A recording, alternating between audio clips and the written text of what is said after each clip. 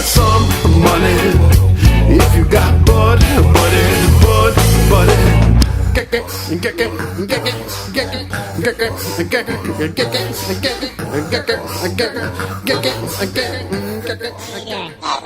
Nothing? Why not?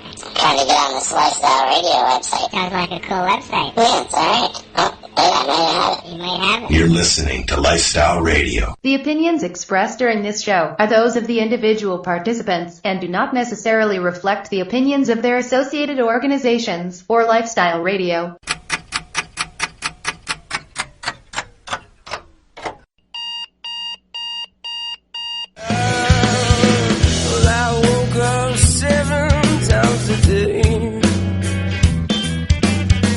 It's easy feelings long to gain. They get by a minute into force. Oh, I didn't notice it's all getting forward. But only when got him back, yes, riding got I didn't think it ever go. Good morning, everybody, and welcome to Cannabis and Coffee with Tamaijuana. It's a rather gloomy day out here in the East Kootenays, and not so great in Grand Forks either with the last revelations that have come out of there. Today I have welcoming back Teresa Taylor, who is running her little store out in Grand Forks, and apparently the other day the RCMP walked in with a warrant, but I'm not even going to explain it to you. I'm going to let Teresa explain it to you. So welcome back, Teresa. How you doing today, hon? Thanks. I'm much better today. I had a good sleep last night. The night before, not so much, about 4 hours worth. I heard some sirens go by in the early morning, and I actually woke up thinking, are they going to arrive here with their sirens on and start coming through my house? And so I'm just a bit shocked, and I feel uncomfortable. I feel like I'm being watched and harassed, and I'm new to all of this in a way. I mean, I'm the second generation cannabis kid, but even my dad hadn't been hassled this much. So I don't know where to start. Their first visit was February 22nd, which was when we got and I'm going to put that in air quotes there, visit, because they came in and took what was visible from both myself and the other dispensary in town. And they didn't overtly tell me to shut down. They said that, okay, you see how we're acting right now.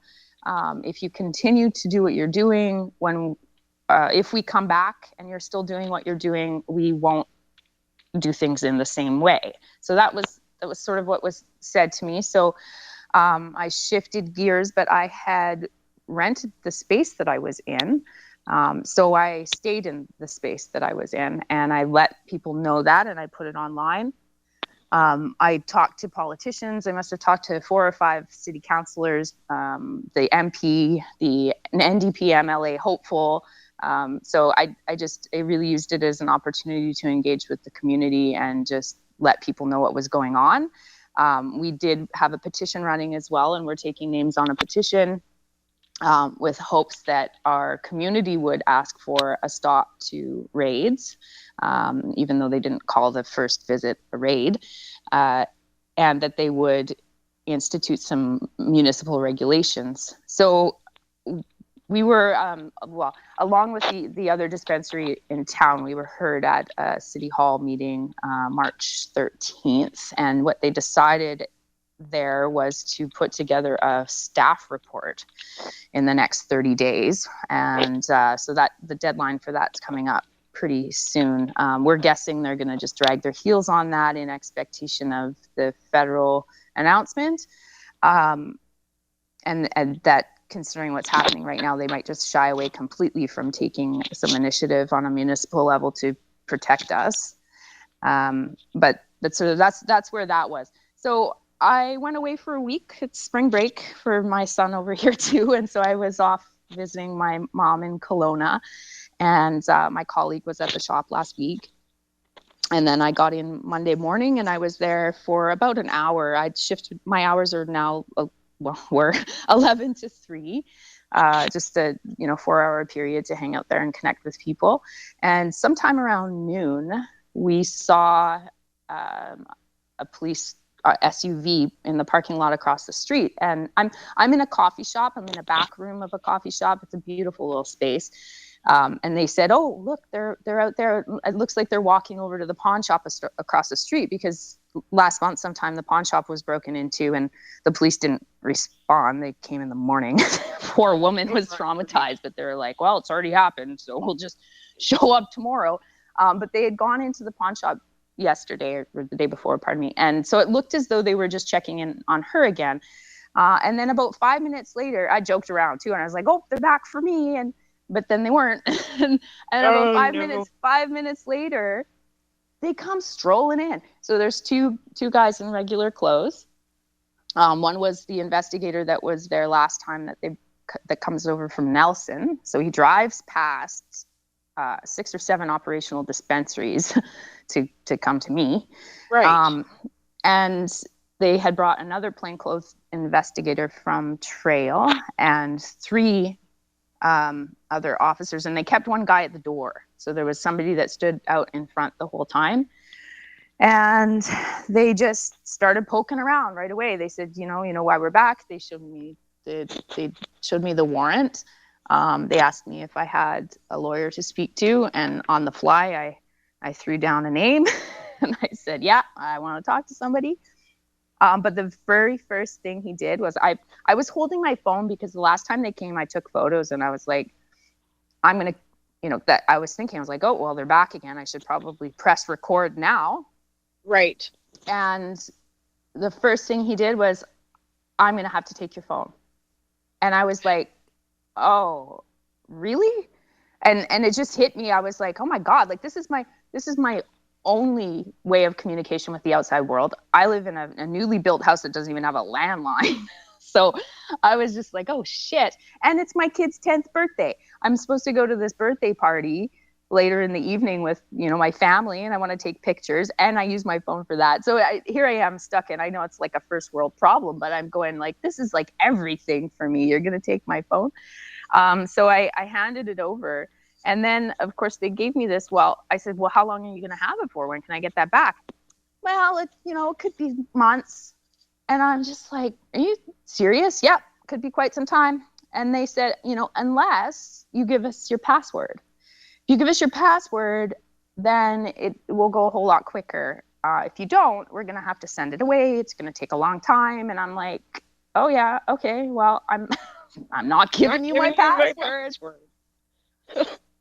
Because basically, and what I've been told clear, now, everybody, put passwords on your phones. right? That's Okay, so that's a note. Yeah, this warrant is for cellular or mobile telephones. So they can take the phone from me. They need another warrant to go in it. So that's basically what my understanding is that, they have to go to the next step now. So anyways, they poked around the place. Unfortunately, I thought there was no product on site, but while I was away last week, some kind distributor dropped off a box of samples. I didn't even know what was in there. So, and I've never heard of the company before. They're called Quarry, Quarry. If anybody knows who they are, they can contact me by email. I'd like to talk to them. I think their samples were really generous and it was really great, but I never got access to them. I never got to see what was in there. I have no idea how much there was. And it's all gone now. The packaging was great. It had French on it. I was like as shocked as they were to see it. I was like, "Oh my gosh, what is all this stuff?" I started trying to poke through the box and they're like, hey, trying to get me to not look in the box. But I was like, I've never even seen this stuff before. There was one bud in like a little glass, like a plastic container, and the one officer, he holds it up and he's like, "I thought you told me we weren't going to find anything." It's like less than a gram, it looked like, it's like, what is that? And then I said to him, I said, "You took my menu the last time you were here. It's not even on my menu. So, you're not going to be able to put 2 and 2 together that this is not like I'm not running retail. I've got this tiny box of product that's only from one producer. I've got no money. I've got no sales receipts. There was nothing on site." And they were so disappointed. They were poking around and they were, they were tapping on the panels of the walls. One of the guys took a painting down and was checking behind on looking for the secret bookcase, the revolving bookcase. Yeah. It's just like, you think I'm the frickin' mafia? I'm part Italian, but I think they do, though. I think that's the problem. I think they believe that everybody that's, running a dispensary or helping patients is connected to some sort of organized crime, and they don't realize that the only crime that they're, criminals, like, I mean, maybe there are some, like, I'm not going to say I don't, because I don't know, but I mean, I'd say the majority are people that just want to just help patients that really don't have any connection to anybody but themselves, like like maybe their their own little private little circle kind of thing, because we try and stay pretty quiet, and I just don't see how they that was the spiel I gave these guys. The new guy that was on, the one from Trail, he listened to me quite intently, although I was wondering if he was being buddy just to get more info from me. He threw down a couple leading questions. At one point he said, so why are you in here then? And I said, well, I paid until the end of the month, and I have Wi-Fi, and I can connect with people and talk to people who come in. And he sort of seemed shocked by that. But he said, well, I guess it doesn't make sense to maintain the overhead if you can just go and sell. You can just sell online now. And I looked at him and I was like, yeah, I guess some people do that. And that was it. It was sort of like, are you prodding me to see if I'm going to just shift to sell online? Or if you already are, like, you know what I mean? Yeah. Like, yeah. Like, just waiting for you to say, we already do mail order kind of thing, right? Like, yeah. Well, like I said, a lot of times the only thing that makes us criminals in any of this is the law. Like that's the law that they've got have made anybody who helps patients a criminal, because pretty much have basically said there's no gray. It's black or white. You're either in the black or you're and that's it. And they're lumping us into a category that none of us should be put into. Yeah.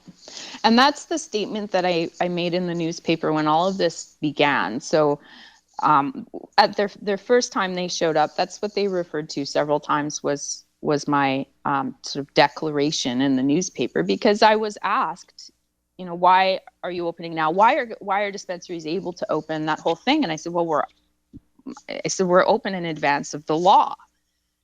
And that was the quote, in advance of the law.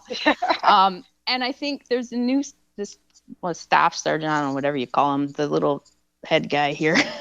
Say hi to him. Hi, buddy. I think he's new to the community, and the other place in town had run for 3 years, and I don't think he quite knew or didn't care. I don't really know. So they haven't been touched again since. Like, they haven't had a visit since. They came and got your phone, right? But they haven't gone to the other dispensary in town to bother or harass them at all. Well, they did go to visit them. Unfortunately for them, they had glass display units, so they got $8,000 worth of product out of there when they went.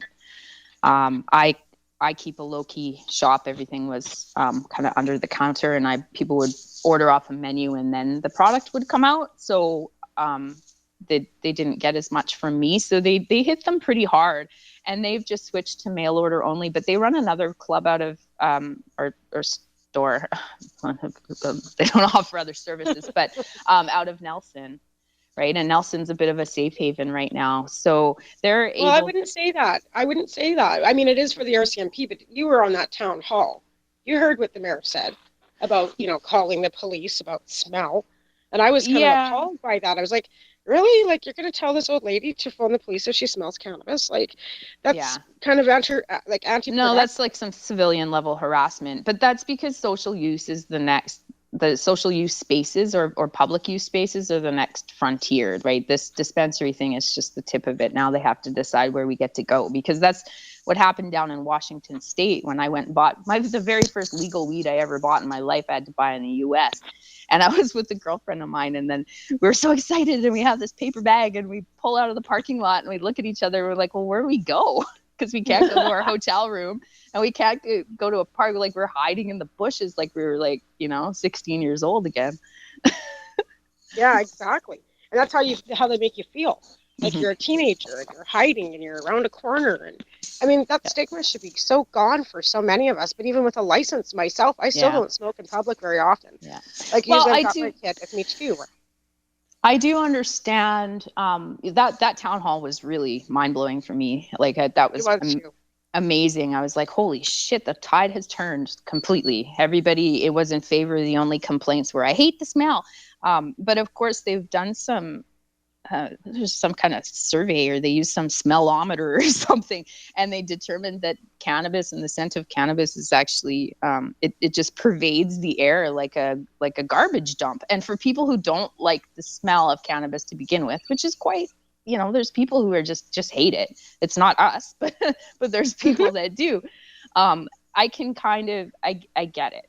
And I hate smelling cigarette smokes when I walk by somewhere, and you can smell cannabis smoke for longer and further than cigarette smoke. So I get that. It makes sense. I just, so long as it's not associated with the rest of the negative feelings that you're stoners and you're losers and all that. Well, exactly. I mean, that's the stigma that we've been trying to fight for decades.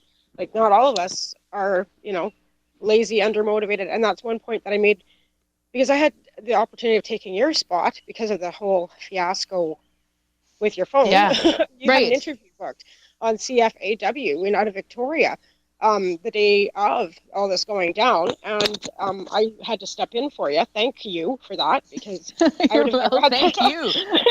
I would have never had that opportunity otherwise. And that was one point that I made about cannabis, that, it's not an inhibitor, for people that if you're undermotivated and lazy, it'll enhance that trait in you.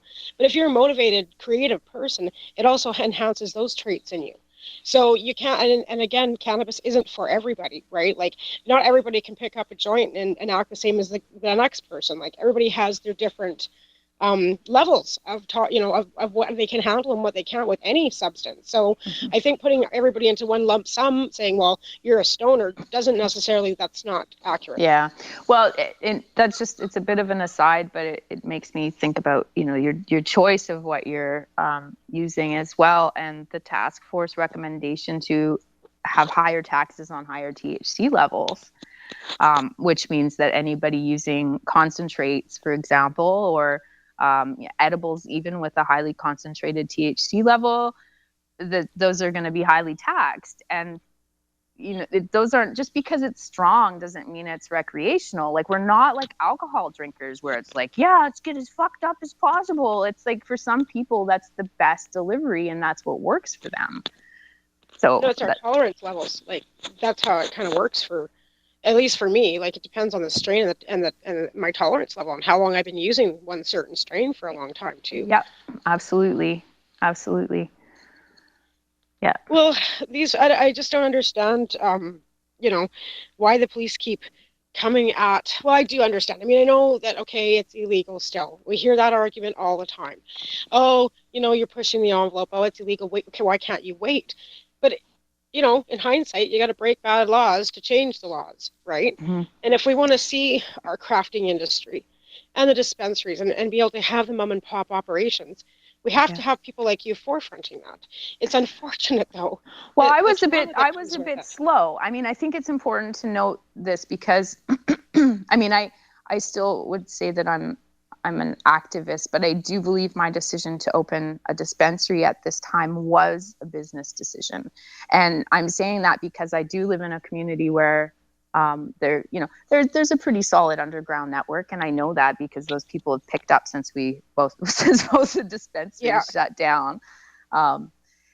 And so, and there was another dispensary. So it's like, well, what do you do when you live in a town this size? And, you made a comment on Facebook, how many dispensaries could be sustained. And having done that research already and looking at Colorado, and when I put together my business plan, which the police also have, I found that it was like 1 per 1,500 to 2,000 people, and Grand Forks is about 4,000. If you include the outlying areas, that's another 4,000. So it's about 8. So we could handle another one. And people were poking around. My father got asked, like, well, is anybody doing anything there? And these were people who are already running operations in other communities. And I went, holy shit, like, somebody else is going to open here. And because the other one had been open for 3 years, I was like, okay, I got to suck it up. I'm not a big risk taker. I'm a single mother. Like, this was really hard for me to do. But I was like, if I don't do it now, I could lose that place, because they're not shutting them down. At that time, there wasn't any initiative to do that. And the people who are open now are establishing their client bases, and they're also establishing their credibility. I had this conversation with somebody the other day. I said, there's street cred, that they did take the risk and they were there for people when they needed it. So I just bit the bullet and I was like, okay, I'm going to do this. So it really was that kind of business push for me to get off the ground. Right. Okay, well, we're going to take a quick break. We'll leave on that note for a minute. And I'm going to thank my sponsors, who are 12 High Chicks Magazine, Remo's Nutrients, Canadian Therapeutic Cannabis Partners Society, MUM, Maritimers United for Medical Marijuana, and the Haley Rose Foundation. We're going to go start our break with Tool, the pot. We'll be right back. Service announcement from the Canadian Therapeutic Cannabis Partners Society. The Canadian Therapeutic Cannabis Partners Society is a non-profit organization dedicated to ensuring improved access to therapeutic cannabis and cannabis byproducts in Canada. With a federal government that has committed to legalizing cannabis, we feel it is our duty to ensure that the medicinal use of cannabis doesn't get lost in the process, and that there are clear distinctions made between the medicinal and recreational use of cannabis. It is our mission to ensure that government regulation doesn't get in the way of a sick, disabled, or terminally ill person's right to use or produce this amazing natural health product. If you would like to get involved, you can contact us on the internet. www.canadiantherapeuticCannabisPartners.com. On Facebook, CTCP Society. Or search Canadian Therapeutic Cannabis Partners.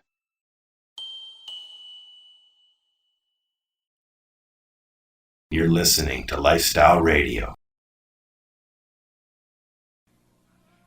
Who are you to wave your finger? You must have been out your head.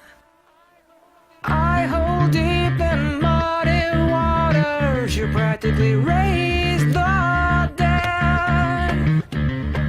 Rob the grave to snow the cradle, then burn the evidence down. Soapbox house of cars and glass, so don't go tossing your stones around. You must have been high.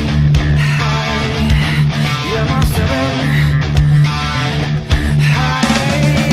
You must have been.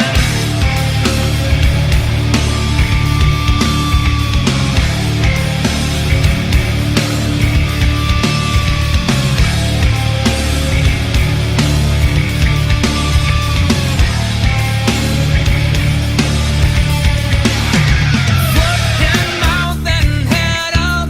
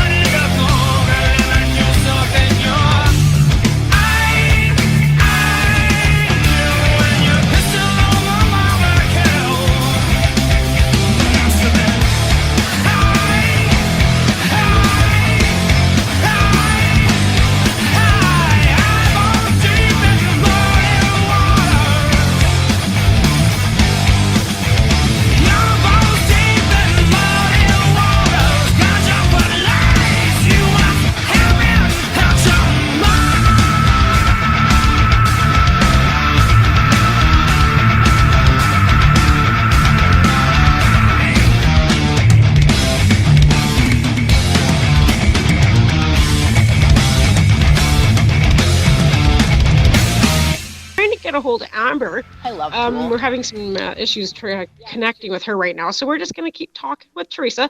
We're going to go 90 minutes today because we have a lot of content to talk about because of the fact that Teresa's dealing with her issues in Grand Forks, as well as the fact, of course, again, last night there was more raids in Toronto with the Village Dispensary that was a former CC cannabis culture.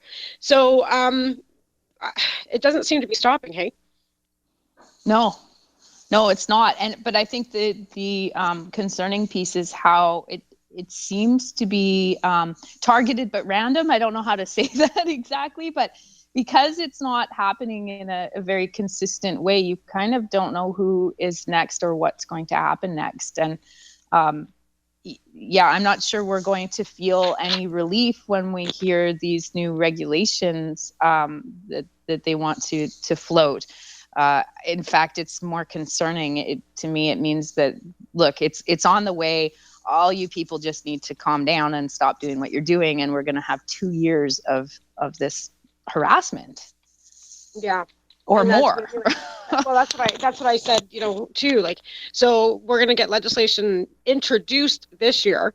It's going to take till 2018 to actually have it go through the 3 readings in the House and then the 3 readings in the Senate, if it makes it through. Speculation, yeah.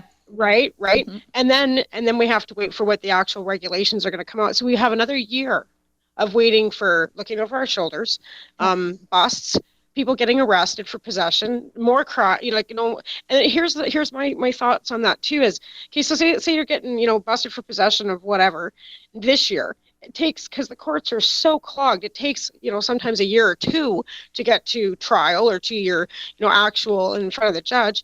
By that time, it's going to be legal, and you're going to have all these people with pot charges, going into a court to get them thrown out? Waste of taxpayers' dollars at that? Or are they going to come down harder on them because of the fact that, with the new regulations, there's going to be stricter regulations? Right, exactly. Yeah. And that's how I see it. Over-regulate, stricter access, which means it's going to be harder to access for everybody. That's what I'm hearing. Mm-hmm. Yeah. Yeah, it's Prohibition 2.0. And I think it's important to continue to get that word out there. I even see I see people now who are excited about it, and they're like, "Oh, well, it'll be so great to see Trudeau on 420," and I'm like, "Oh, no, don't fall for this. Don't fall for this." And make sure you make sure you read between the lines and you ask the questions and excuse me, especially when it comes to, of course, our concern is supply. I mean, that's a part of me, with craft cannabis, sort of speaking on that behalf. And it came up for me at City Hall too, because the other dispensary was in there talking about access. And to a certain degree, I do get that piece of it, because it's also about access to selection and to choice. So that part is really important. But I'm really, my heart is really in the community economic development piece of it, where I see people every day, like this random producer who drops stuff off, that are hoping to be included in a new legal market, and they want to sustain what's been doing all these years. And that's the part that's really important, like that we don't overregulate those producers, that we don't kill them to death with policy, or raise the prices in labs so that you can't small batch and can't afford to small batch, or whatever it looks like. I think it's not the end. And I think for the general public, the 80% of people that don't consume cannabis, that's what they see here is like, well, what are you guys all complaining about? It's going to be legalized. It's like, no, it's not. It's so to continue to clarify with people, and to remember, I think that's important as an activist, remember that you live in a bubble, and that everybody you talk to on a regular basis, for the most part, everybody in that activist community, we get it and we get the nuances, but the general public doesn't see all of what we see. No, and they don't understand. Like, like I said, even back with that town hall, that was progressively positive, because I was expecting to get a lot more negative commenting on that. So it shows that, like I said, depending on the part of the country that we're in, and with the legalization, saying they're going to kick back the province, that's going to be a patchwork of legislation all across the country for, you know what I'm saying? Like, say, because I, being here in BC, I can honestly say that I believe that hopefully they will keep this province going the way it's been going because of the fact that, you know, we know that BC Bud has been, you know, funding this province for how many years, and the industry is huge here. In Alberta, again, you know, it's patchwork because you have a different government than prior. The PC government would have never been looking at it the way that the Nolte government's looking at it, I believe. So I think Alberta will kind of open up a little bit too, but Saskatchewan's a vast land. Manitoba doesn't have much going on. Ontario is already cracking down already. So Quebec is a vast, again, no man's land when it comes to, you know, cannabis. I mean, they're there, but they're very, very quiet about it. And same in the eastern provinces. Nova Scotia actually per capita has more patients than any other province in Canada because of the per capita. So, you know, in hindsight, like how are like, and if they're going to kick it back, it's now a federal regulated medical program. If they're going to kick everything to the province, how is that going to change the medical program for the patients if they're going to kick that back to province? And you know, the provinces, how is each going to regulate? It's all going to be different. Yeah, absolutely. And that's where I feel I don't know how to say this. I feel a little bit comfortable that we're in BC, but I wish our country wasn't so big, you know, that we had an opportunity to be more engaged across the country and to be able to meet face to face with people. I know I see a lot of activists flying back and forth across the country all the time. I personally cannot afford to do that. Yeah, me either. So that's not happening for me, but it's like, oh man, like there's going to be some work to do all over the place. Especially when it comes to craft production and making sure that that's something that we can see all across the country. Well, I know the craft production in the West Kootenays is vast. Like, you know, along the Kootenay Lake and stuff. I mean, for you can't even speculate for how many years that industry, because like I said, Nelson per capita too is half the size of Cranbrook and has 8 dispensaries running out there, right? And you know, and the growers are all, you know, I'm not going to say they're all illegal or they're all legal because nobody really knows for sure. Like nobody really knows for sure how many numbers are legal and how many aren't, because I don't blame them. Nobody's talking, and you know, and I don't blame them. I wouldn't want to be coming out, especially right now.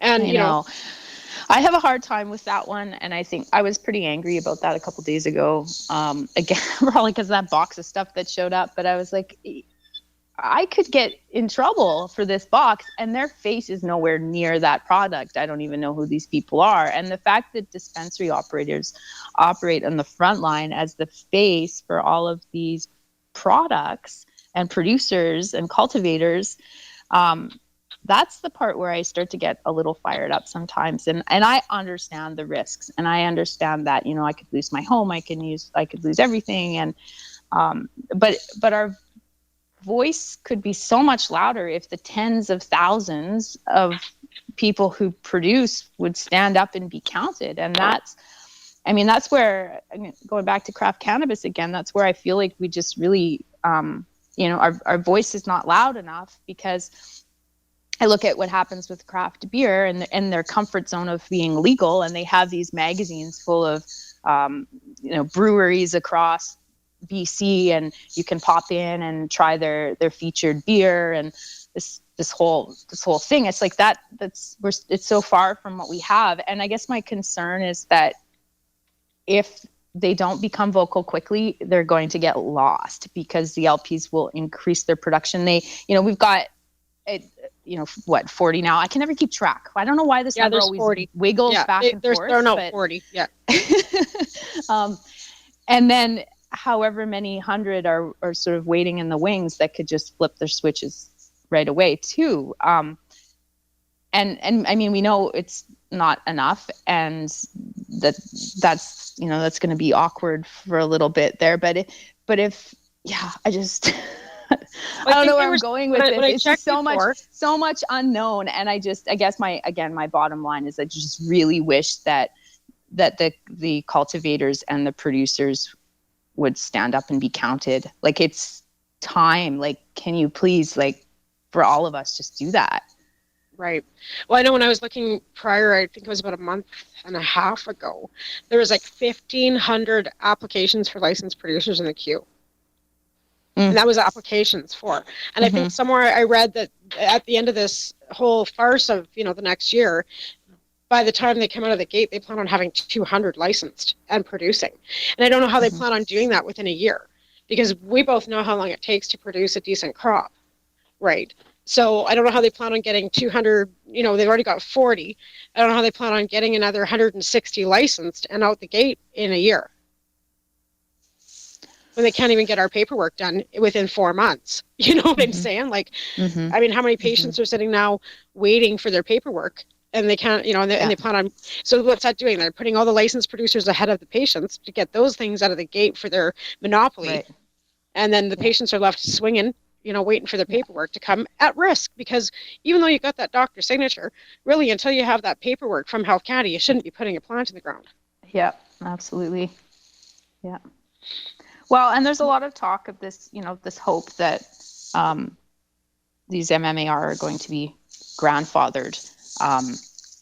But is it going to be recognized that they'll be grandfathered for what it is that they actually do, which is commercially produced? Because that's the piece that we don't know. We know that there were recommendations to include craft production, but we don't know how quickly that will happen, and what that's going to look like. I mean, are the security recommendations going to be through the roof? And is my family farm going to be out because we are real sun grown? Well, I don't want to say real sun grown. I'm not going to say that people who grow with in greenhouses are not either, but we're open air, I guess, is the distinction, which is something that's not okay.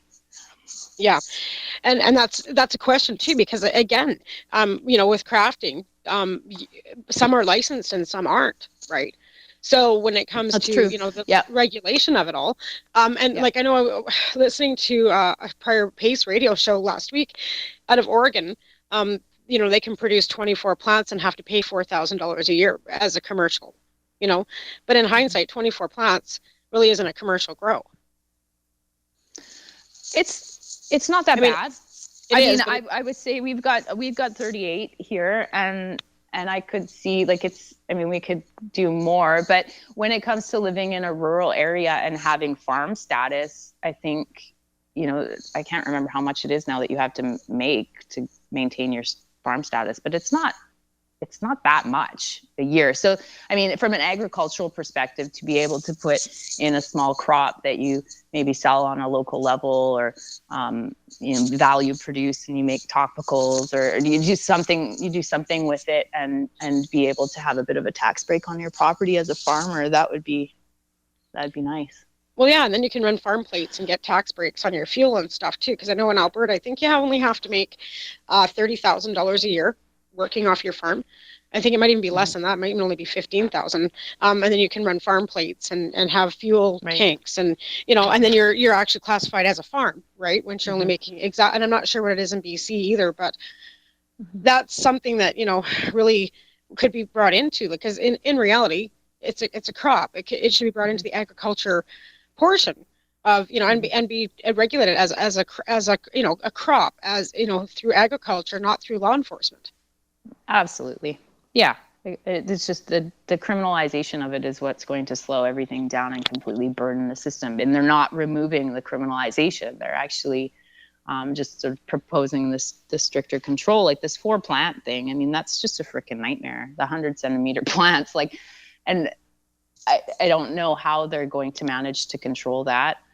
And I know that municipalities are not wanting to have to deal with the hassle of that. I mean, you're gonna have, I don't know. I know a lot of people that are so ready to have their victory garden, and I mean that's the next piece of it, is again going back to that idea that the general public is a bit more distant, right? People thought we were getting full legalization this spring, and now they think we're getting full legalization. There's some people who still think we are. Like I'm glad they said, hey, you might get it by July 1st, just so that people are clear that it's not happening yet, so they don't they don't do really stupid things. Yeah. But I think people are already doing some really stupid things, and they're pushing us to that point where we're not. I don't even know. Well, what do we say? We shouldn't say we're stupid things because it's not. It's not I know, stupid to grow I mean, your like own the plant. general public. I just Like I've mean had to, people that don't, like, that aren't in the cannabis community say, "Oh, it's legal now. I can put my 4 plants in the ground." It's like, no, not yet. I don't want more people getting in trouble. Although, as it looks right now, they're not going after regular people. They're only going after people who are too outspoken about it and rub it in their face was the words that were used with me somewhere along the way. And I'm like, not rubbing anything in anybody's face. I was just being freaking honest. It's what I do. Well, yeah, and being transparent and not, trying to hide behind the facade of I'm not doing anything. I am. And I am. Yeah, So. I had received some advice prior to opening up because this goes back to when I applied for a business license and was denied one, right? That's the other piece of my story is that the other dispensary in town has a business license. And so I talked to the CAO, now former CAO of the city, because he's just left. And he said, don't apply for one, like it'll kind of just raise things up. And I was like, yeah, okay, I hear you. But considering we don't really have anything else to kind of protect us, I don't want to be the other club in town that doesn't have a business license. So I applied for one anyways and was denied. And I received the letter back that said I was denied because I had made a declaration of intent to commit illegal activity. Again, going back to the newspaper article where I said we are open in advance of the law. And so I've challenged it and I haven't heard back from the city still. I said, okay, the other place has had one for 3 years. They say they can ship anywhere in Canada on their website. They've done multiple public presentations. They've rented the movie theater in town to show, like different cannabis related things. They made a presentation to council where they brought in a child with epilepsy and explained their case. And I mean, it's not like they've been quiet. So what's going on here? Like, why haven't you offered me one as well? Or what do I need to do? Because apparently you have some kind of guidelines, which, you determine who gets one or not. Yeah. And that's it. Like, what does it take to grease the right hand? You know what I'm saying? Like, is that a possibility? Yeah. Is that, and the thing of it is too, with them not being forthcoming and wanting to, unite, which when you told me that, I found that really disheartening. That, yeah, like, I don't know what the deal is there. They don't want to, yeah. And is it because they think I'm too loud? And so that's again, going back to that keep your head down thing. And that's not what I consider to be activism or advocacy, like, especially in this climate, knowing that we're all illegal.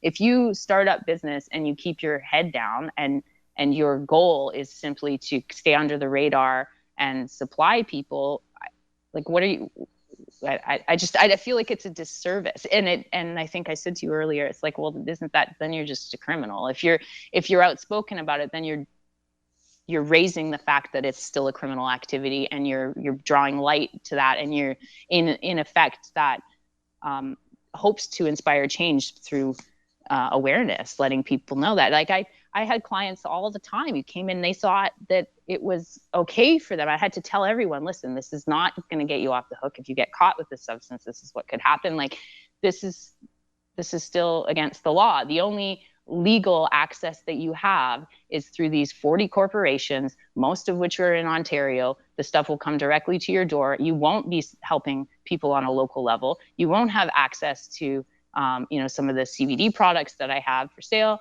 You won't have access to edibles. Like, it just, and then they would sort of shake their heads and go, but it was a whole, my mode of education was definitely more along the lines of political than it was medical. Yeah. And that's, I think, where I've run into, issues too with the What Up in Kimberley. Was told, like, when I first came to town, I reached out and, we don't like your type of activism. Well, if it wasn't for our type of activism, you wouldn't have a store. Is how, and that's the angry Tamara coming out saying, like, here we are, we've been fighting, screaming, yelling, talking to our politicians, like, for years. You come out of the gate and you don't want to have any part of the community. And I found that really disheartening because, if it wasn't for the patients that you're serving that have fought for their rights in court, you wouldn't be able to have that storefront to help them. And I found that really kind of, like, disheartening. that they didn't want to come out of the gate and say, yeah, well, what can we do to work together? And I think that's one of the things that really is disheartening in this whole community is why can't we all, like, I know we all can't get along, and we all can't just go swinging our arms down, and kumbayaing, but we're all in this for the same damn reason. We're all wanting to end prohibition. We all want to be, have our freedom to be able to choose our medicine. What the hell? Why can't we all unite and come together and fight this all as one big, louder voice? It just kind of pisses me off, quite frankly. Yeah, and that dynamic's been there for some time, though, and I think we might have spoke about that the last time I was on. I don't know, but I think back to the origins of the Canadian Cannabis Coalition, and when we first, it was like before the days of the internet, really. I mean, people were online, but hardly at all. And so everyone flew to Grand Forks and arrived here to meet in person. And it was quite interesting to see the way the camps were becoming divided. And there was there's a woman, Amanda Stewart, runs a hemp shop out in Penticton. She says, yeah, there was if you weren't dope, you were rope. It was like dope versus rope or something like that, she said. And that was it. I was like, oh, I never heard that before. That's perfect. So there was the hemp people. And then there was the cannabis, which was then split up into medical marijuana, recreational users, spiritual users, because the spiritual users have been, they haven't got shit either. That hasn't been respected. And yeah, I think that just about covers it. So people just really started to separate, and that's where the arguments began. And I found, and I've said this before, I've never really liked the medical marijuana angle. I felt like it just kind of went around things, and it was like, oh, okay, well, let's just let the people who are ready to die have access to this level of freedom. And it hurt me. It was like, well, can't we just fight for freedom first, and then we don't have to get into the nuances of whether you're sick enough for it? So it would be there. You'd be able to have accessed it. But because, it came out of the harm reduction movement, which was really, was born of that, where people who are dying from AIDS-related illness had access to cannabis, and, needle exchange programs and those kinds of things, where harm reduction was really about just that level of access. People were comfortable with that because it turned a substance user into somebody that was sick instead of someone that was a criminal. And so that was there was some leverage with that, because you could get a bigger level of public support for sick people than you can for people breaking the law. Right. And I think that's why the patients were the forefront. But again, like you said, it's like the rabbit hole. Like if you're not sick enough, you can't gain access. Yeah. Having sleep. Well, the other, and the other thing that it brought, unfortunately, which is what we've had to deal with, is pharmaceutical companies. And when you ask for medical, you get medical, and unfortunately. Yeah. For us in Western medicine is not something a lot of us want. So, it's tighter control. It's knowing the levels of every bit and piece that is there. It stops becoming a plant. So, the rabbit hole. Yeah, and I've said that a few times. Like, you keep that RX label on it, and it's going to be harder for us to legalize. And I've said that for probably 5 years or more now, because that's how I kind of felt. Because for me too, like, I've been smoking cannabis since I was 18-ish, somewhere around there. And, colitis is something that I was signable for. But honestly, if I hadn't gotten pregnant at 40, I probably wouldn't have bothered to push so hard to get it. It was because I knew then I wouldn't have to be looking over my shoulder.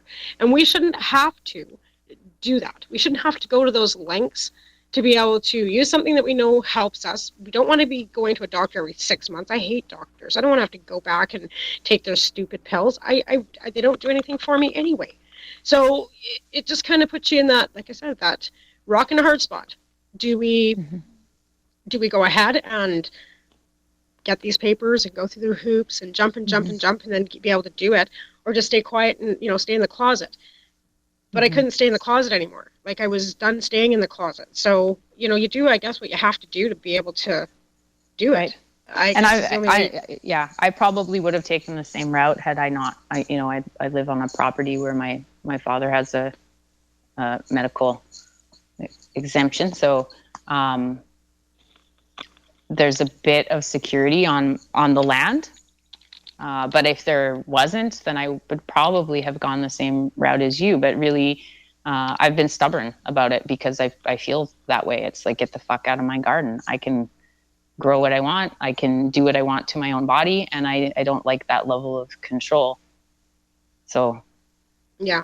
And I mean, that's the piece that's not over, because if I decide I want 5 strains this year instead of 4 strains, then, with my 4 measly plants, like, that's not going to cut it for somebody like me who's not going to jump through the hoops or, at least for that purpose. Commercially, I would. I mean, that's where I see that, if I'm growing a whole ton of tomatoes and I decide I'm going to take them to market, then yes, now I've got a business and I need to be responsible in that way and be accountable for what it is that I put on those tomatoes, and I need to pay taxes on that income that I've received from selling them. And that's where I believe there should be that level of control. But this idea that we're producing something that is inherently dangerous or toxic is really misguided, because as the plant grows, I really do believe it's benign agriculturally. It's just a plant. It's just sitting there. You have to heat it. You have to dry it. There's a lot of processing that has to take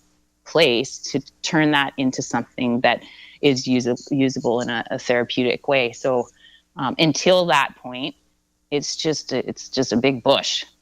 Yeah, I agree. It's same with the seeds. Until you actually put it between 2 pieces of paper towel and germinate it, it's just a seed. Mm-hmm. I don't understand how they can even keep that in the criminality of things. Like, seed sales, that's illegal. Right. Well, you can buy tomato seeds, any other seed. I'm sure they've got cannabis seeds in a seed bank, probably, tucked away somewhere in the ground somewhere. So if anything ever happens, they've got it to bring it back. But God help you if you sprout it. Like, so where do you think people are gonna be able to get their maximum 4 plants from? Well, exactly. What are they gonna have to order those 4 seeds from the LP? Yeah. You know what I'm saying? Like, what if somebody's got a seed from a bag that they had 20 years ago sitting in the bottom of their drawer and they plan on germinating that? How are they going to regulate that? Mm-hmm. I think that's one of the things that, was a concern of Deb Kovacs in Nelson there, the mayor of Nelson, is, with this 4-plant limit and the height restriction of, 100 centimeters, what are they going to do? Have a measuring stick on their plants? Yeah. Like, seriously, what are the RCMP going to have a new, set of pants that come out that have a 100 centimeter line put on it so they can run around and check and make sure that everybody's plants are only 100 centimeters tall? Like, how, and that's the thing, like, some of these ridiculous, that's how I look at it, regulations, 4 plants, 100 centimeters, like, that's ridiculous. I don't even understand that. Yeah, definitely not freedom. No, absolutely not. So I guess, the next question would be, like, where do you end up now? Like, where do we end up now with all of this going on? Do we, like, so I tell people, well, maybe wait, but do you really want to have to wait? Like, patients have to wait for access? No, absolutely not. They should absolutely not. And yet, oh gosh, or recreational. So to anybody, like, let's take that patient label off of everything for a minute. Yeah, like, shouldn't everybody have access? Yeah, absolutely. I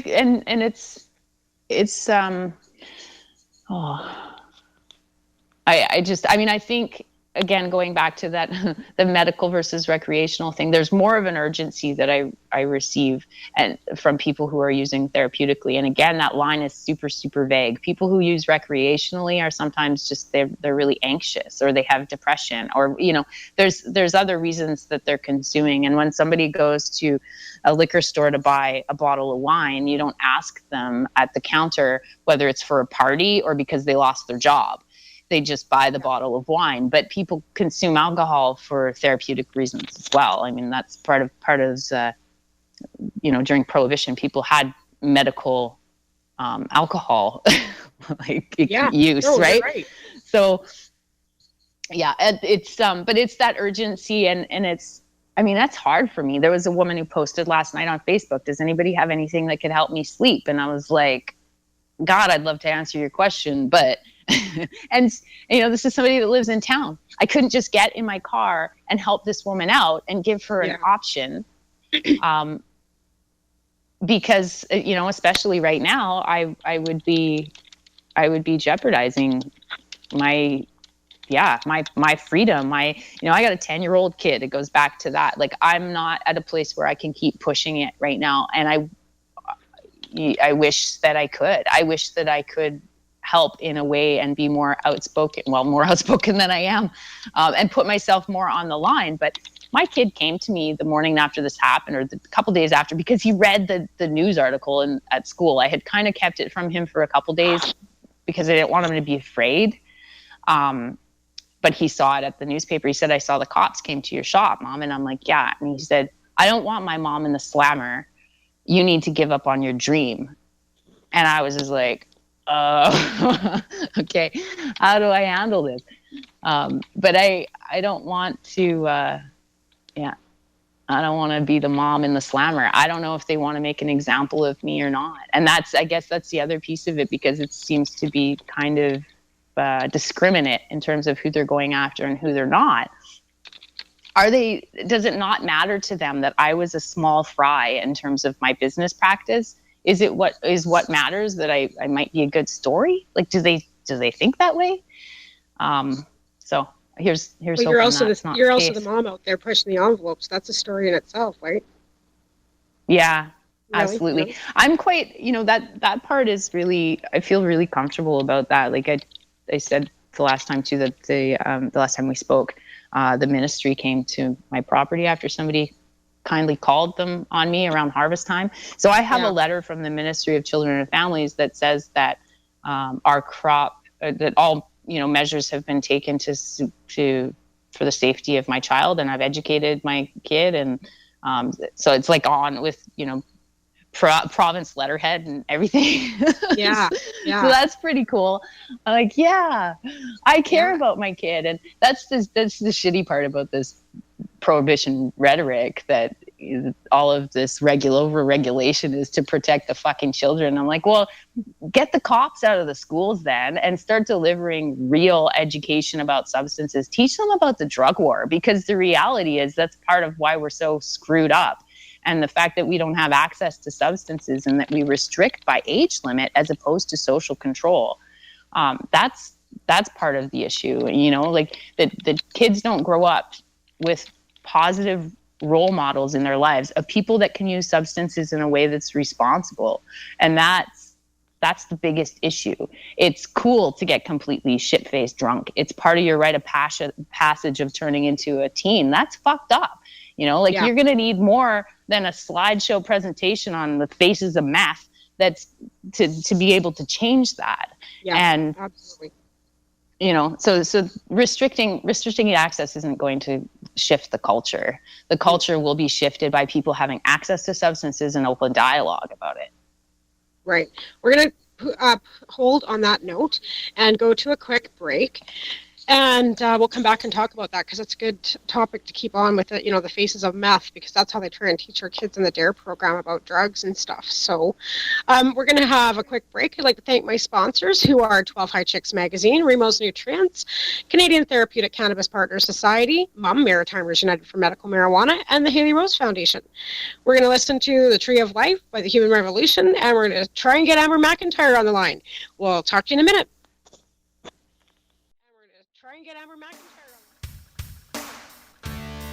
Hi, it's Deb from BMA Hydroponics. Whatever you are growing, from vegetables to medicinal cannabis, we have everything you need to succeed. From seed to harvest to processing and extracting, we carry all the brand name products that will help you produce, process, and consume high-quality medicine. Our knowledgeable staff of qualified growers have decades of experience with home production, and all possess either MMAR injunction status or an ACMPR registration certificate. We offer the largest variety of products available anywhere, and if you don't see what you're looking for, just let us know and we'll find it for you. Visit our store at 404 Maitland Drive in Belleville, Ontario, or visit our website at bmahydroponics.com. We can be reached at 613-967-9888, Monday to Saturday from 10 a.m. to 5 p.m. or find us on Facebook at facebook.com/BMA Hydro and drop us a line. At BMA, our motto is your success is our success. This is Bubbles from the trailer park, and they're playing some fucking excellent music on lifestyleradio.ca. I hope I didn't sound too nervous there. Please hang up and try again. You're listening to Lifestyle Radio.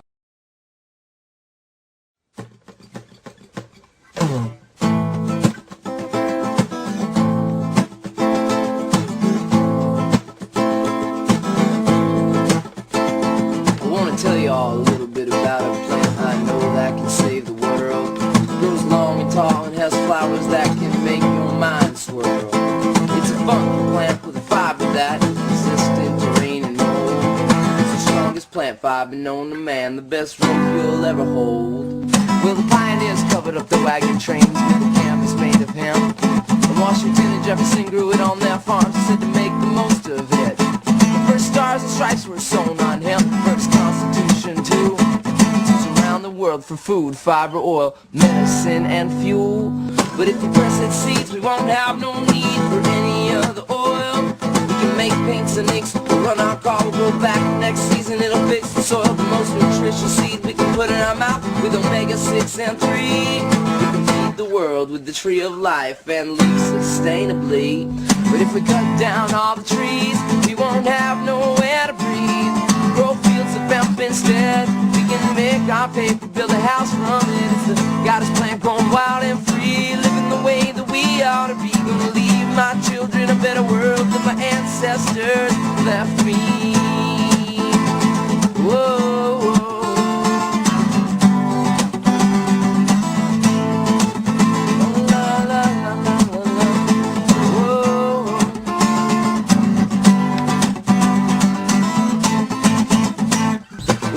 The female hemp plant make the best medicines on earth. Helps cancer and AIDS patients eat their food. Helps those with depression overcome the blues. Glaucoma, epilepsy, nausea, insomnia, stress, neurosis, psychosis, pain, PMS. All the studies. We had no idea. We weren't sure who those people were. We were reading about what happened to you though on Facebook and how they came back in for hours combing through your stuff after. We don't really understand what they're looking for. They thought I'm assuming they thought I was still retailing because we are on live right now. I did put a comment out on Facebook that We're I on was live now? be in the shop. Hush now. Okay. Okay. I guess we're we're back live, and we're welcoming Amber and Mike, Amber Macintyre and Mike Rodot on the line as well out of Toronto. And Amber and Teresa have been talking about what the police were kind of looking for when they were going into Raider. So I'll let you guys continue on. Amber, say hello, and you guys continue on. Good morning. Good morning. Good morning. As you can tell, we don't really do this very often, so. No, no, you don't. You guys are in Toronto, so you guys were on site during, well, not on site, but you guys were across the street during the raid at the village in Toronto the other night too, were you not? No, we weren't there during the raid. We actually we were on the road on the way home, and we heard about it happening. And we heard about the gentleman that was down there doing the filming while they were kicking everybody out. And we said, well, okay, let's go check out what's going on. And we were across the street after. So the news people were there, and that gentleman was filming. And we were there when they returned, I guess, after they got released, because everybody showed up back at the dispensary after. That's when we were there, was after when all the news reporters were there. So we just kind of across the street checking out the support that was going on because we saw him online. So there was a fair bit of support for them afterwards then. So is there lots of police at the? So you guys arrived afterward, and there was lots of support for the dispensary after you got there, or? Not really. Oh, there was no support at all. There was one dude standing at the doors doing a Facebook live feed, and a bunch of people walking to the bars next door, but nobody standing around for the dispensary. The news people showed up. Yeah. Local news, I watched, CP24 showed up and, yeah, had a little interview. Watching, then went inside and, yeah, no support. Go ahead. Go ahead, Teresa. Yeah, I watched part of that, of your video there, and you were talking about how they were misbehaving. I think that's the part that I was watching that you didn't really like, the way somebody was coming out and they were yelling at the police, or they weren't handling it very well. Can you explain what that was about? Sure. Well, that's the thing. We just went down to see what was happening, right? Let's just see what's going on. He's broadcasting, so everybody online can watch from there. But we were just sitting there and watching, and when that lady, I'm not sure who she was, but when she came out, that's when I went, oh my God. And I started my camera, because I don't really usually get involved in that stuff. We just, we like to see what's going on and witness and see what's happening. And she came out and started yelling at the people out front, including the gentleman who was doing that live feed, and yelling at him to get off her steps. And I think he was trying to turn around and say, listen, I'm here for you. And she did not care. And that's, I'm like, well, holy cow, that's not a good representation of what's going on here if we're just here, to fight the good fight. If you're going to come out yelling and screaming at people after, and then, I don't know, we left when there was a whole whack of people out front in a big crowd that had all spilled out from inside, because they were all seemed to be staffed, and it just seemed very unprofessional and very embarrassing. Just as the media was starting to pack up and go away, and then everybody poured out of the dispensary, and the media set up the tripod. Yeah, the city TV was leaving originally, and then when she came out and started yelling, they set back up. So I don't know how everybody else feels, but I thought I'd throw it up there to see, hey, this is what they're doing. I don't know who they are, I'm not sure who she was, because we couldn't place her, but this is what's going on in and outside of this establishment, and that might be why they're getting that kind of trouble. That's all good. Everybody else judged. What they forgot. Oh, I don't even want to talk about that. So, but that's what I was filming, because I just wanted to share that with people, where I was like, oh my gosh, why is she yelling at people? That's not good. So that's not professional. Yeah, that's the thing. You're a dispensary. You want to be coming across as a professional establishment, and you want to be acting in that manner. Exactly. How are we expecting the mainstream to see us as professionals if you're going to come out screaming and yelling at people? I mean, we weren't there. We're only watching the live stream from across the country. But, it's disheartening to see that Toronto just keeps getting banged. But like I said before, everybody's pushing the envelope when they're doing this. They all know that they're walking into this with a risk. And to be degraded and then shocked about it, really, you shouldn't be shocked. You've kind of all been under the facade for the last 10 years that nobody... because really, for the last 10 years, some of those dispensaries have been running quite, unbothered in Toronto and Vancouver, Victoria, all over the place. And it just seems this last year, since the new Liberal government has got in, that they've really, really clamped down. And then, because I don't remember in the last 10 years hearing as many raids as I've heard in the last 6 months, quite honestly. There's never been like it has been in the past year, ever. This is insanity. And there's still lots of shops opening up in Toronto. Well, that's the thing. They're not actually hammering Toronto. Yeah. They're hammering a group. That's what we see, because there's a lot of other places in Toronto that are not touched. It's just what's being broadcast or what people are seeing when they don't live here is just what's being put up. So, but who's going to run around and broadcast all the other stuff? No thanks. So it's really not Toronto that's being hammered, because a lot of Toronto is doing really well and professional. Franchises are not a good thing. I don't know. Like somebody said something earlier about, figuring out how to work with things in the meantime.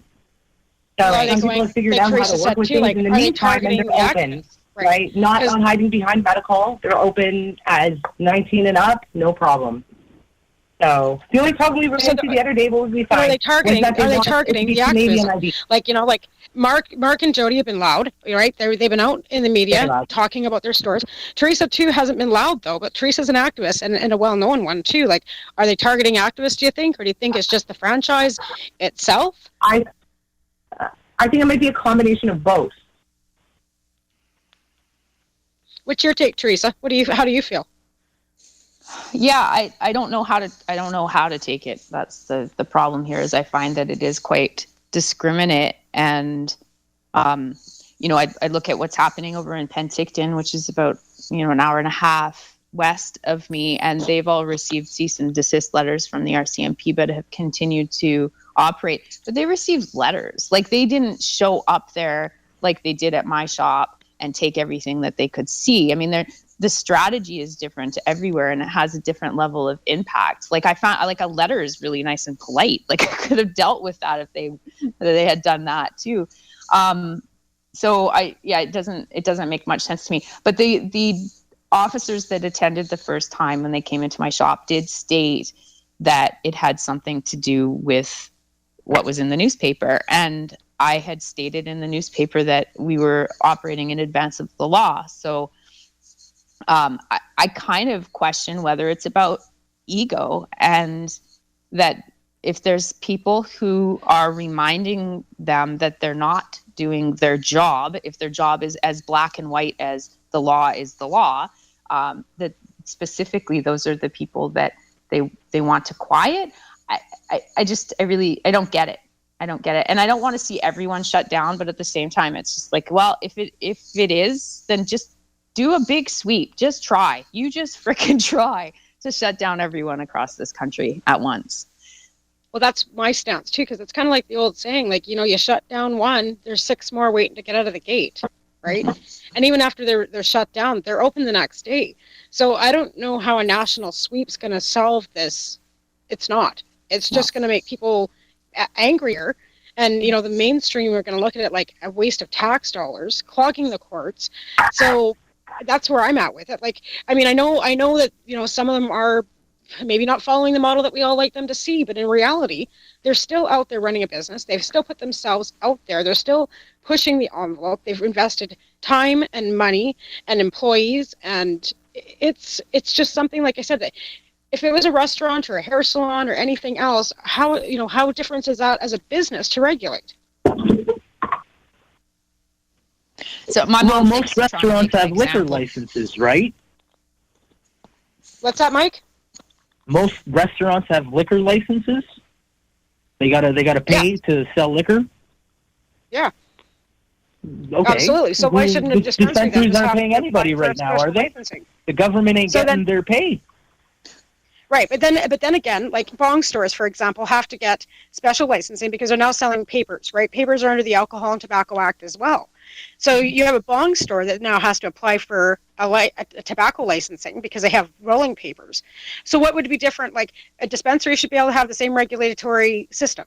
You have to apply for a license the same way as a liquor license, say, per se.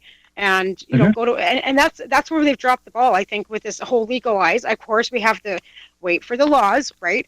But in hindsight, that's a good way of looking. I don't want to see cannabis put in liquor stores, though. Like that's one thing I do not want to see, is them having the same regulation as a liquor store, so that you can walk into a liquor store and buy a bottle of vodka and a 2-4 pack of joints rolled. I don't want to see that happen.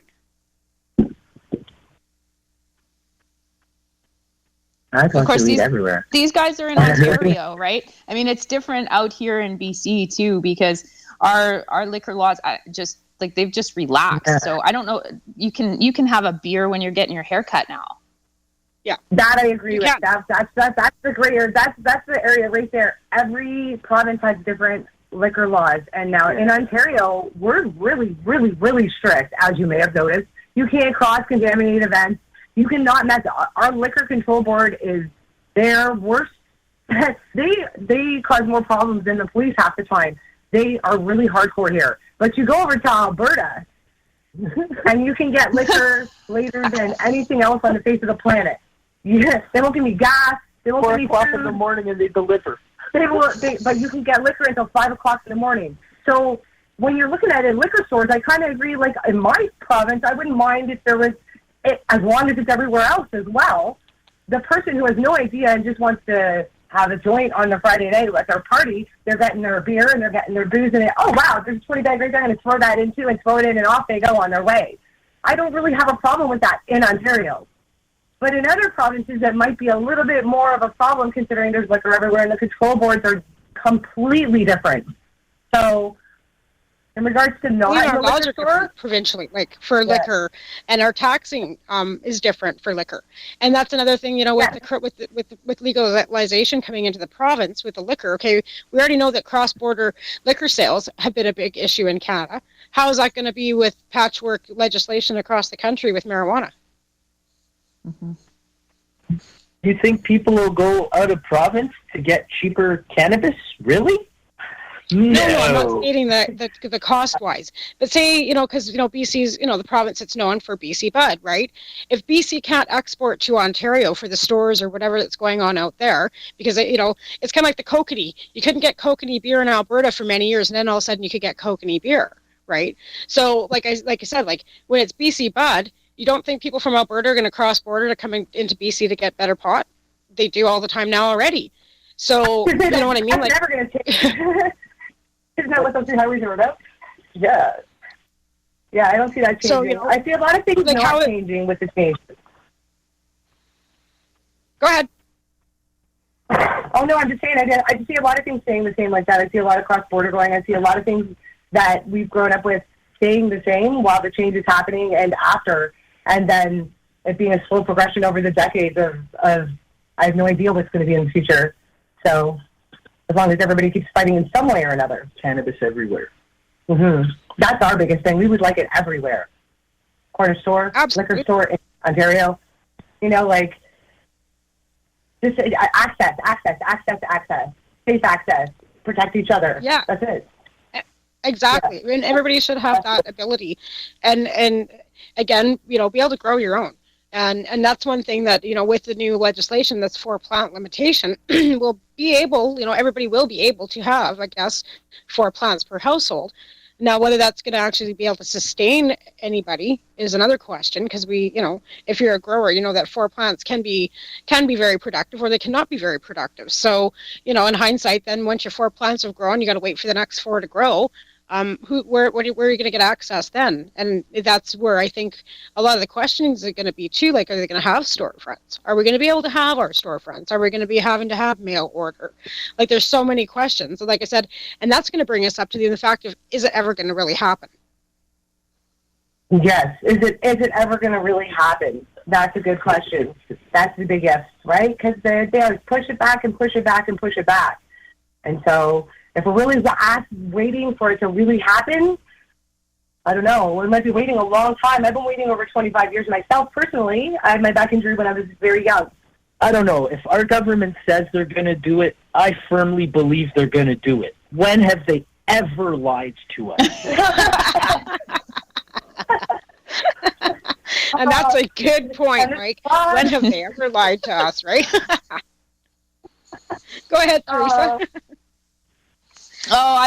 No, I don't have much more to say. I do have some concerns, I guess, about the combination of cannabis and alcohol in the same place. But my background as a social worker and working in addictions and has kind of brought that issue to light. And I've talked to people who use cannabis instead of consuming alcohol. And I think that alcohol and cannabis, when combined, can actually sort of work in really poor ways. I've seen people pass out, which has never happened before in my life. But about 5 years ago, I watched somebody just fall backwards in a chair because they combined cannabis with alcohol, and both of them drop your blood pressure, and they blacked out.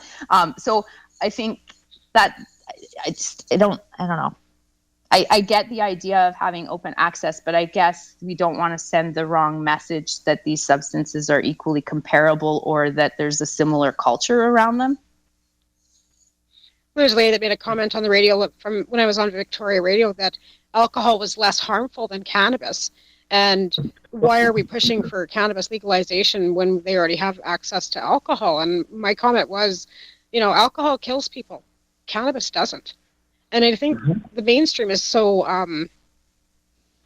melancholy to alcohol. You know what I mean? It's become so mainstream.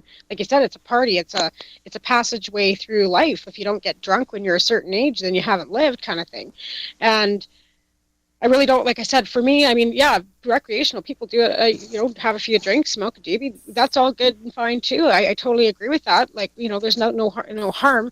But again, there is when you mix the two together. So you can't, cannabis on its own might not be harmful, but you mix the two together and like you said, your blood pressure drops and people can get very sick. Now, whether it's, the combination, we already know that alcohol doesn't need any substance added to it to kill you. So that's a hard one. The economics of it too are interesting. And I question whether it's a bit of a cash grab, and it feels that way because when cannabis is around, people's consumption of alcohol goes down. And we've already seen that as an industry, we are ready to rival the alcohol industry. So, if you were somebody with a booze store right now, I'm sure you could look at those numbers and go, geez, we should probably start selling weed too, because the more weed people smoke, the less they're going to drink. And, the industries are at the same level in terms of their money-making capacity. So there's that part of it too is, And then personally, I think just, this is a cannabis culture thing, and it's cannabis culture with a lower C, I will say, that we really do have our own kind of feel. And I think that that's something that I enjoy and I don't want to see disappear and sort of get swallowed up by this sort of, this overconsumption or just a dismissal of the fact that the culture ever existed. Exactly. And that's, something that I think in the future we're going to have to look at, right? That's going to come along with education. I guess once we, mainstream gets a little more knowledgeable and educated on cannabis, they'll be able to see the differentiations. And I'm hoping people want drug culture to die, though. Like they don't want that. I think in getting rid of the stoner stigma, there's also this idea that, we got to stop blowing smoke in people's faces, and they want the culture of cannabis to also be gone. And I've heard that before.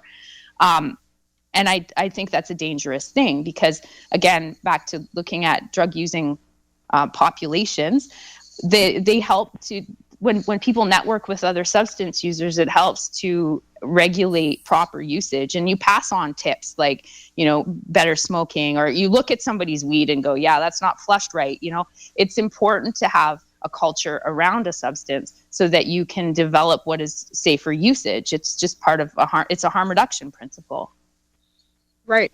And that's the thing. Like we all know that cannabis does help with harm reduction. Like I'm watching it right now with my daughter, with methadone and her consuming cannabis and cutting down her methadone. So I'm seeing it before, working its wonders with that, right?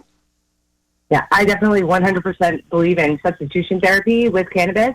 With people, I've seen it work 90% of the time with support and purpose given to them during their day so that they have something to do. And I've seen it's been an incredible benefit. I was sitting down just last year when it was in the whole debate over Shoppers Drug Mart versus liquor stores with a friend of mine who works in law enforcement and said, convince me, why liquor stores no? Why shouldn't it be in liquor stores? Because he actually believed it should have been in liquor stores. And I said, well, let's sit down and talk about this because you have a problem with drinking alcohol. So when you go get your medicine, but you're not going to smoke, but you're going to go and maybe put in something else and make, an edible or make whatever it is you're comfortable with. When you go and pick that up, do you want to walk into an LCBO and get it? Do you want to hear the bottles clinking? Do you want to smell that? Do you want to be in that same environment that's going to be hugely triggering to what you've just overcome? And he had never even thought about that before at all. And he went, oh my gosh. And I said, that's not right for you. That's not the place for you to go and get what you need, whether it be recreationally or medicinally. It's going to trigger you. It's just not the place for you. So, but that doesn't mean it's not the place for other people.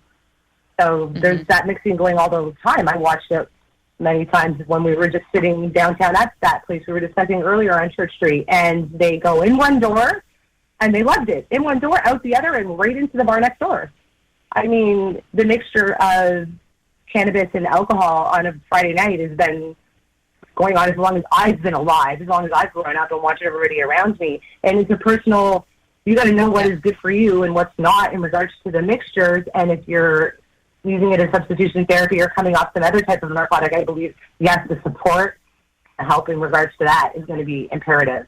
But, I mean, that's a really good point. I have a friend who does exactly what you were saying. She could never touch cannabis. She just would touch it and she would pass out. And the other person was my father. Never worked for him in substitution therapy. He had the wrong body chemistry. He could not ever handle cannabis in any way, shape, or form. And it was a sad, sad thing. So, because we tried and tried and tried. So, yeah. I just think that's why we believe it should be everywhere. Only in liquor stores? Hell no. Well, it's interesting too, Amber, because that brings up, I was saying earlier in the show that I think that social use spaces are going to be the next frontier. So would a social use space, like to allow cannabis consumption in a place that serves alcohol, like that will be a whole other discussion. Yeah, absolutely. Because they don't allow we live in Ontario. Cannabis consumption in a place where there's alcohol is like so far away for us. When we went to the Sask Prairie Cup, we were in, it was like a foreign land when we were there. So, because it was just, we couldn't believe it. We were like, well, the whole bar's open. We hadn't even realized until the second day. We had no idea. Yeah. So yeah, Prairie Harvest Cup I've been to. There was a full bar. Jeff had a full bar going, and actually at Mum Cup as well. There was liquor served at the Mum Cup as well, and there was no issues. Like, I mean, people that drank and had a couple beers, and there was no issues. Okay, well, we're getting close to the end, guys. I'd like to really thank all of you for coming on. It's really disheartening that we have to have this discussion at all. I know we're jumping ahead of the law, as Teresa put it, but in hindsight, I guess, the old saying, you got to break the law to change the law.